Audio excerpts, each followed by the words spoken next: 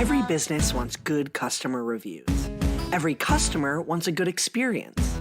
So what happens when both sides click? Or in some cases, when they don't? From Yelp and Entrepreneur Media, this is Behind the Review. Behind the review, dig deeper too.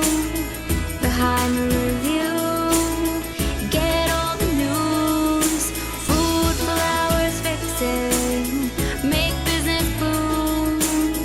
Behind the review, dig deeper too. I'm Emily Washkovic, Yelp small business expert. Every week, I'll pick one review on Yelp and talk to the entrepreneur and the reviewer about the story and business lessons behind it.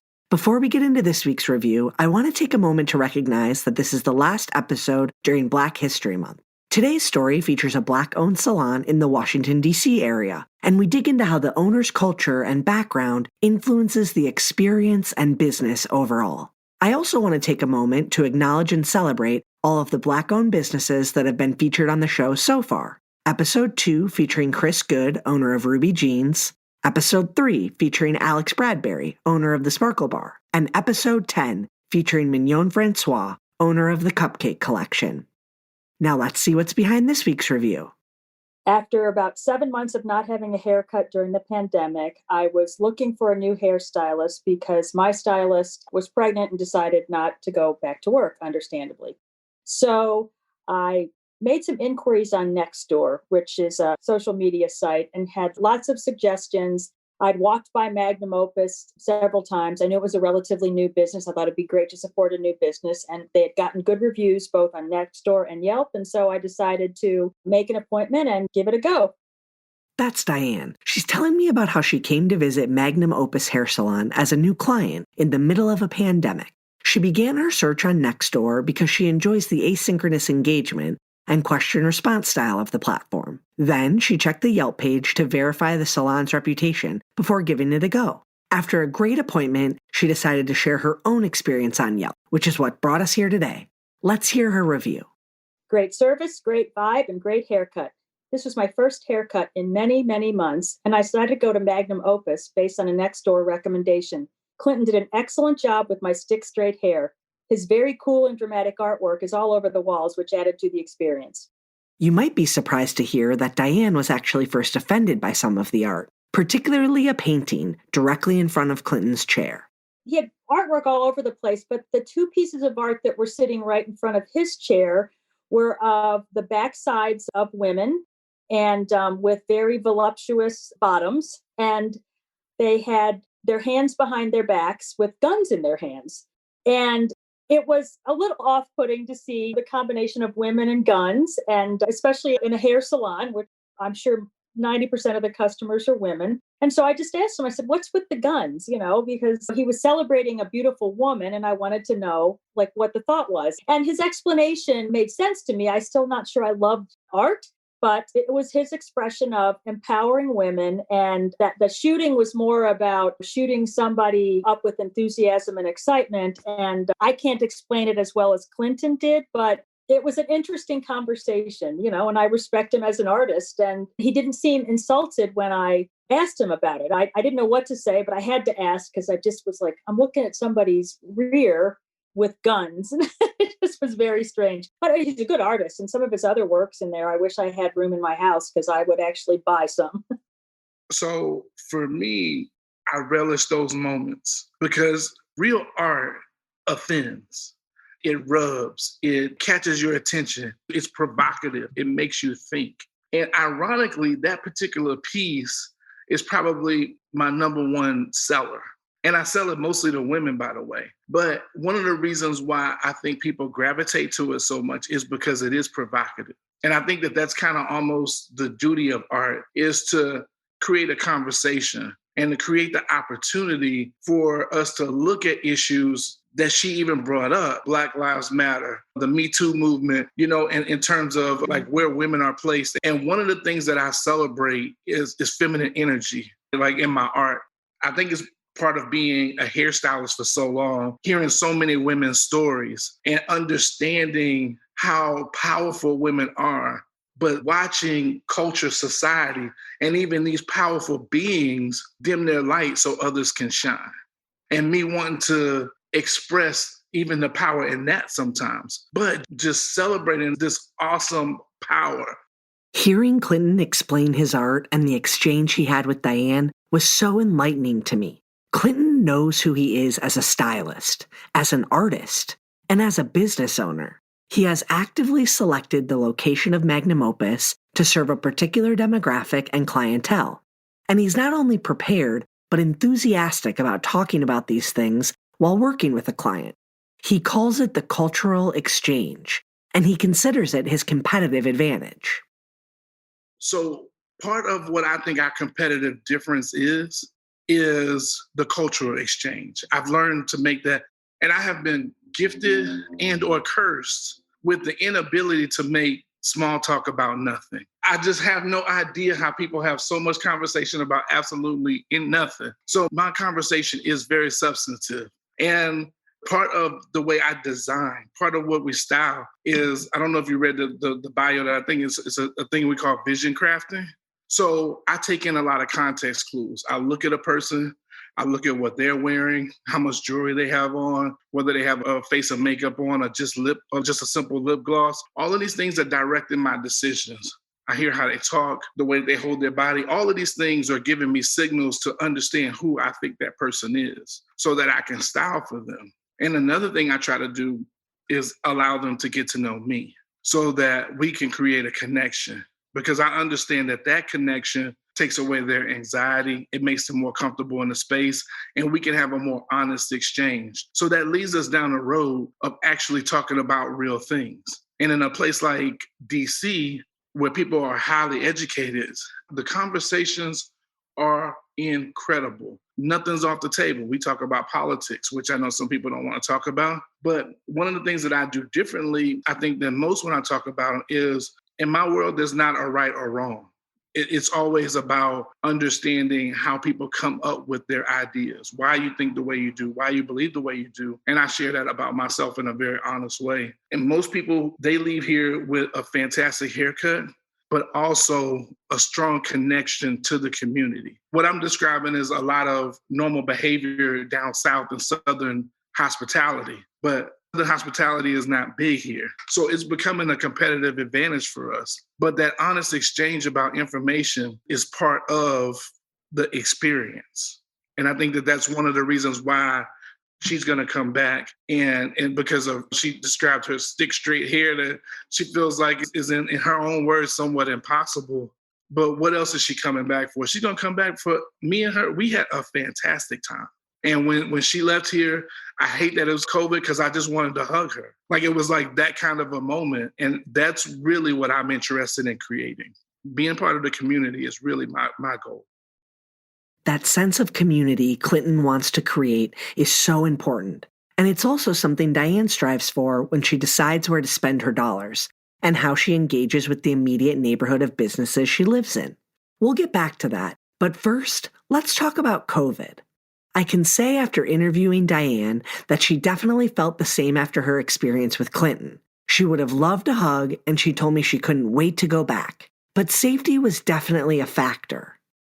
I had just gotten to the end of my rope. It was before the latest surge. And so, we'd been practicing all the measures for COVID safetiness. So I felt a little more safe than I did early on, and than I do now, actually. And I just, that he had on his website that they were all set up for COVID safety.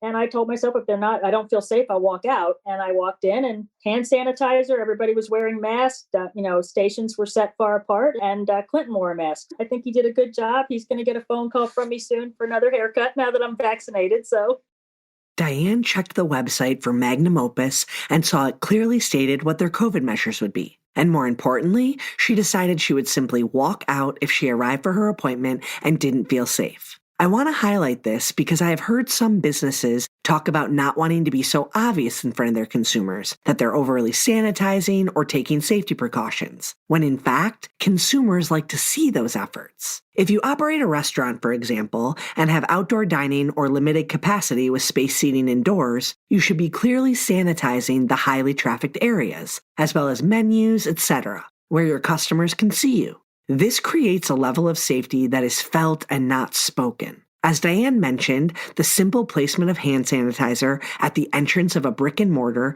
is a great signal as well for the standards of your business, and as a sign of safety and respect for your customers.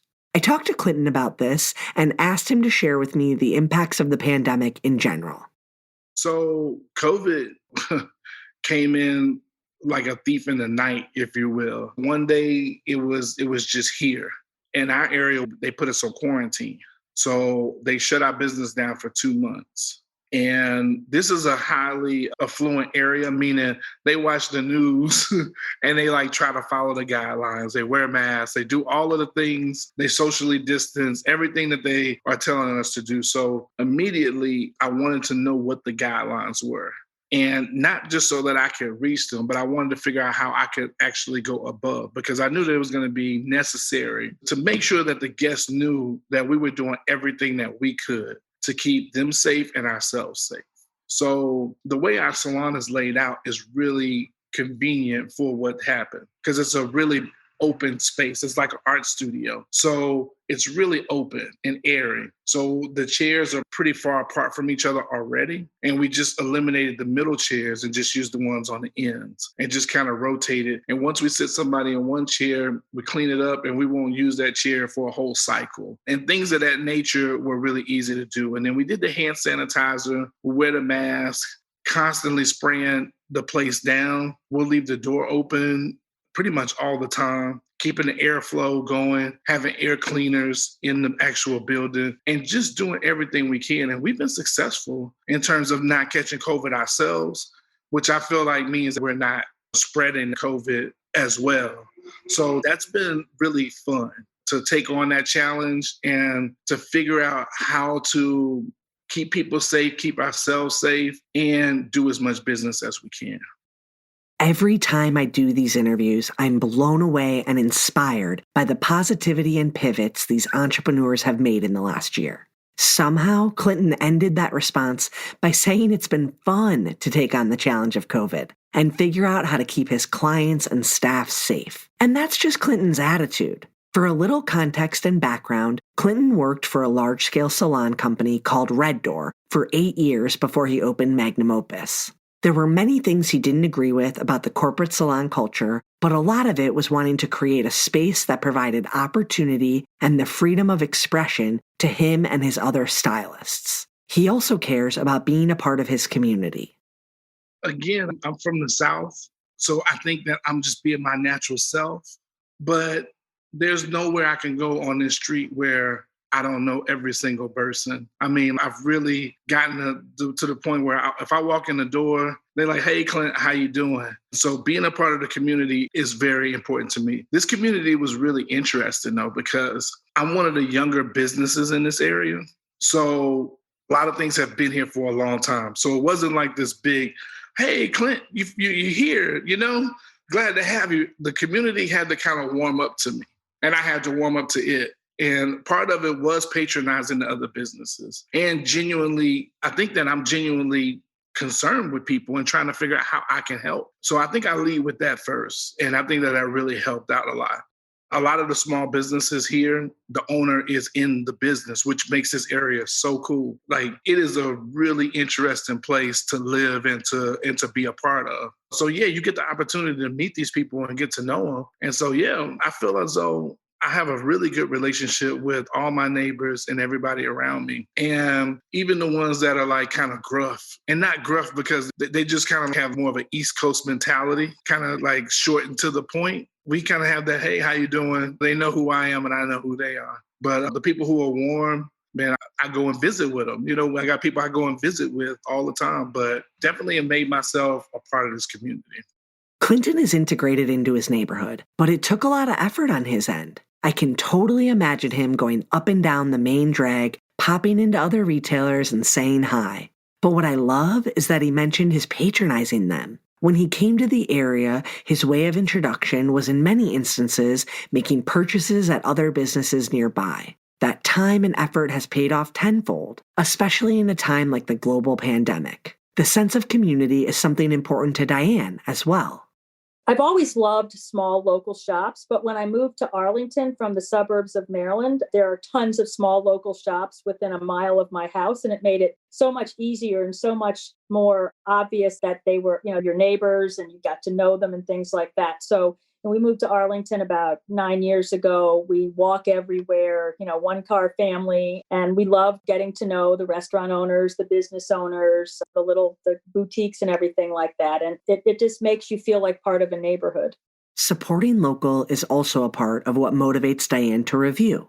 So I like to read the reviews, and I like when there's lots of reviews because somebody can have one bad experience with a good organization and, really skew the ratings. And I usually write a review when I'm either really happy or really disappointed. So I don't write reviews everywhere I go, but when I feel strongly one way or the other, I like to write a review. And I especially like to write reviews for local small businesses that need support and, rely on Yelp reviews because they don't have huge advertising budgets and stuff like that.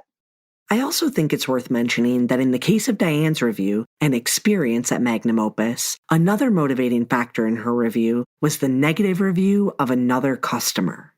And I understand why she wrote the review. You want to know why she wrote the review? She saw the review of the woman who did not like my artwork. And she had such a great experience with me that she wanted to make sure that she shined a much better light on something that she may not even have 100% agree with or understood, which is the cultural exchange. I completed my mission. I'm gonna just say that, but that was a mission complete with that. Clinton has an interesting perspective on reviews. In his years with that corporate salon, he identified certain things beyond the cut or the customer exchange that would make their way into reviews. The way a client felt in the space, what the bathroom was like. These details impact the experience and takeaways. But also, reviews are insights to a paying customer's perspective. Okay, so me personally, I love the reviews. And I love the opportunity to see myself through other people's lens. Because I think one of the hardest things for us to do is to critique and judge ourselves honestly. So whether I agree with the reviewer or not, I really put myself in a place where I want to listen to what they're saying and I want to hear what they're saying. And for me, it's very important because I grow that way, and I understand that the experience that I'm trying to create, I want to enjoy it, but to be honest with you, it's more important for the guest and the customer, the person who's spending their money, to have the experience that they're looking for. So I feel like the reviews really point me in that direction quite often. And not just when somebody's critiquing me in a bad way, but also in a good way. I really listen for, like I said, one of my pillars is community. And I listen to hear if I'm hearing them talk about, wow, I really feel a part of something. This was great. This is exactly what the neighborhood needed. I really look for those cues to see if I'm actually doing that correctly. And if not, it sends me back to the drawing board on how I want to construct the experience. I listen to things about pricing, for instance. If somebody felt like it was expensive. A lot of times when they talk about things being expensive, is in this area, it has nothing to do with money. It has to do with value. It has to do with, do we have the right refreshments? Does the bathroom smell fresh when they go in? Things like that are how I've learned how to dissect and utilize those reviews to actually perfect my offering and to make it better. To close out, I asked Clinton if there was anything he wanted to share from his experiences and perspective as a Black business owner. I would like to address this in a way that I feel like can help people of color who may want to do or be an owner or whatever. You know what I'm saying? Is that okay? Okay. I was very fortunate to grow up with my father. And me and my father, like most kids who grow up with their father, is probably my biggest inspiration and probably my biggest hero. And to understand what I'm about to tell you, I have to tell you this part about him. The year that he graduated high school was the first year they integrated high schools in that area. So my father is a Jim Crow baby. He grew up in a segregated South that was never integrated. He basically spent his whole childhood in the segregated South. Okay. He went on to join the military. He's got a postgraduate degree. He's owned several businesses and has done any and everything that he probably has ever wanted to do in life. So being his child, it was really interesting. We didn't talk about race a lot at home. And I remember when I realized that I was Black, and it was not at home that I learned it. I learned it from an encounter that happened in my community. And I went home and I'm kind of almost upset that like, yo, you didn't tell me that it was going to be like this, you know? And as I got older, my dad kept pushing forward these values that ended up sticking with me that I think were more important than my skin color. And the value was always strive to be the best. And what does that mean, right? When you're striving to be the best, I grew up in the Michael Jordan era. Michael Jordan would take 200 jump shots after practice. You work harder than everybody else. And then you hear like some of the mantras of people of color, you got to work twice as hard to get just as far. Well, you can work twice as hard to get just as far if you're a woman, if you're a minority, if you want to. But I work twice as hard because I want to be the best. And I think that your hard work will like is undeniable. You cannot fake hard work and you cannot deny hard work. You can delay it, but you can't deny it. It will come to fruition. So I tell anybody, period, but more importantly, people of color, to try to be the best. One of the reasons why we do so well with our advertisement on Yelp is not because we're simply there, but we really are the best at hair color, at balayage. And guess what? You're not going to be better than us for long because I'm going to find out who you are, I'm going to find out what you're doing, and I'm going to find out how to do it better. And that is my advice to anybody, really, but especially anybody who feels marginalized, anybody who feels like they don't have a shot. Don't do twice. Stop. Don't try to do just as much. Try to be the best at whatever you want to do. Find your passion and work in that. And I don't know how you stop that. And that concludes our episode. Be sure to subscribe so you get new episodes every Thursday. I hope you enjoyed it and were able to take a thing or two away to implement in your own life. Whether it's a new idea that you can bring back to your business or a fresh perspective on how to be a positive influence as a consumer, we share these stories to inspire and create more meaningful connections in your local community. For more information about today's business or to connect with me, check out the show notes. This episode featured conversations with Clinton Jones, the owner of Magnum Opus Hair Salon, and Diane M, a reviewer in the Washington, D.C. area. To learn more about the episode, check out the episode blog post. And don't forget to subscribe so you get an alert each Thursday when a new episode comes out. To claim your own Yelp business page and start engaging with consumers, visit business.yelp.com. Our theme song is performed by Ali Schwartz and produced by Robbie G of Messerol Sound. The show was produced and edited by Entrepreneur Media.